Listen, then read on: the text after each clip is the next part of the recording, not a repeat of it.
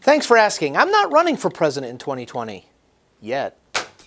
She's back. Okay, maybe not totally back, but there are definite whispers that Hillary Clinton may not be done with politics after all. That she might just run for president that one more time in 2020. If you're counting, that would be 3 presidential bids for Clinton. You think I'm kidding? Well, here's Hillary herself talking about running again in an October interview. Do you want to run again? No. Wait, No. that was a pause. Well, I'd like to be president. Okay. Look, I think, hopefully, when we have a Democrat in the Oval Office in January of 2021, there's going to be so much work to be done. So the work would be work that I feel very well prepared for, having been in the Senate for 8 years, having been a diplomat in the State Department, and it's just going to be a lot of heavy lifting.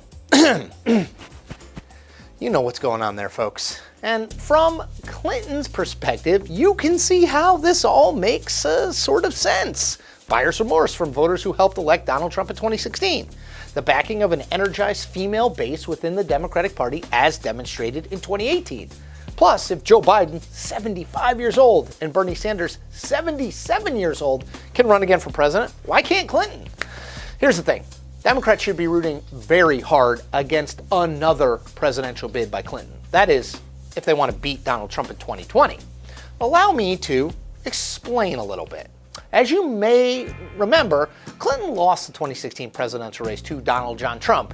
You may have missed it. I understand it really wasn't all that big a story. She lost that race despite these important facts. Fact number 1, she was seeking to follow a very popular Democratic president into office.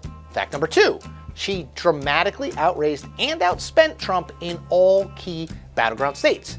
Fact number 3, a tape emerged just weeks before the end of the 2016 race in which Trump made a laundry list of misogynistic comments. Number 4, fact, her opponent was Donald Trump. Yes, there were mitigating factors, most notably James Comey's decision to announce that he was reopening the FBI investigation into her use of a private email server just days before the 2016 election, and the strategic release by WikiLeaks of hacked emails from the Democratic National Committee that were designed to embarrass the Clinton team and distract them from the task at hand did have an impact. But, the 2016 race was still a very winnable one for Clinton, and one that most experts, polls, and people expected her to win, and win easily. And then she lost. Now, the roots of that defeat are pretty obvious in retrospect. People didn't like Trump, but they didn't like Clinton any better. People didn't trust Trump or think he was, well, honest, but they felt the exact same way about Clinton. So in the end, people voted for Trump. And yes, I know Clinton won the popular vote by almost 3 million ballots, but that's not how we elect presidents. They voted for Trump because they wanted radical change. And he was that change. Clinton was, well, more of the same. Here's a number that tells the story of that election and backs up my point. Almost 4 in 10 voters said the most important thing about a candidate for them was that he or she could bring about needed change in the country. Trump got 82% of the vote among that change group. Clinton, 14%. Now, ask yourself this. What's changed between then and now? I'll answer that one for you. Not a hell of a lot. If anything, Clinton is in a worse position, politically speaking, than she was back in 2016. According to Gallup polling in September, just 36% of people have a favorable view of Hillary Clinton.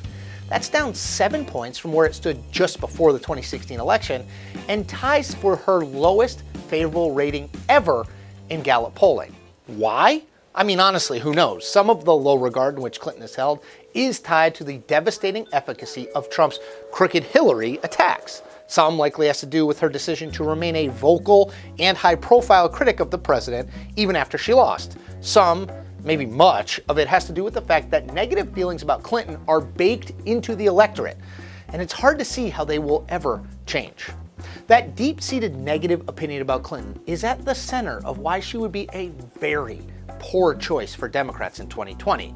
Clinton's many years in the public eye and the many questions raised about her time in public life allowed Trump to make the election a referendum on her and her baggage rather than on him and his own deep flaws as a person and a politician. Simply rerunning that race isn't likely to end any differently.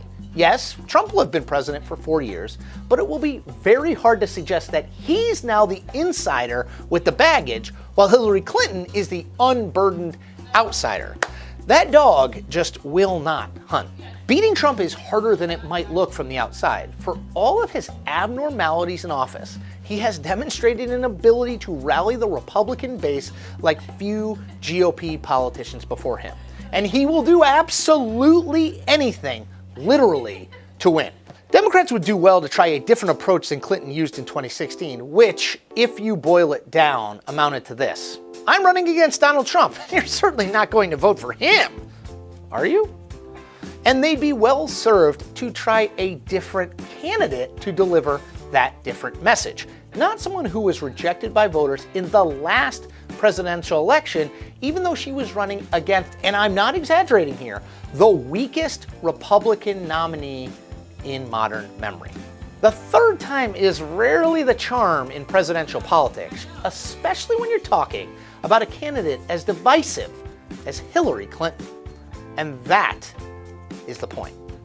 We do this every week, twice. Stay tuned every Tuesday and Thursday for brand new episodes.